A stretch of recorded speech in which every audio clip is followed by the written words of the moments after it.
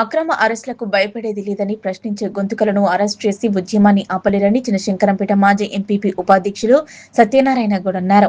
ముఖ్యమంత్రి ఇంటి ముట్టడికి బీఆర్ఎస్ పార్టీ పిలుపునివ్వడంతో చినశంకరంపేట ఎస్ఐ శివానందం బీఆర్ఎస్ నాయకులను అరెస్ట్ చేసి స్టేషన్ కు తరలించారు.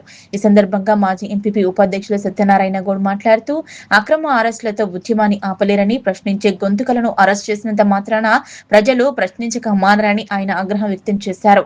బీఆర్ఎస్ పార్టీ పిలుపు మేరకు ముఖ్యమంత్రి రేవంత్ రెడ్డి ఇంటి ముట్టడికి వెళ్లకుండా ముందస్తు అరెస్టు చేయడం సిగ్గుచేటన్నారు. ఈ కార్యక్రమంలో మల్లుపల్లి సర్పంచ్ సురేష్, బీఆర్ఎస్ నాయకులు పడాల శ్రీనివాస్ తదితరులు పాల్గొన్నారు.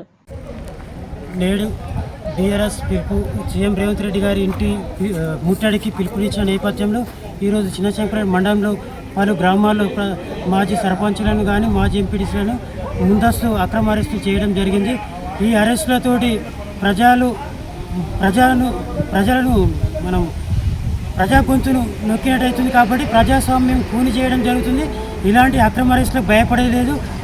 కాంగ్రెస్ పార్టీ ఇచ్చిన 420 హామీలు కావచ్చు, 6 గ్యారెంటీలు కావచ్చు, ఇవి నెరవేర్చేదాకా మేము బీఆర్ఎస్ నాయకులము మన రేవంత్ రెడ్డి ఎన్ని అక్రమ అరెస్టులు చేసినా మేము భయపడేదే లేదు.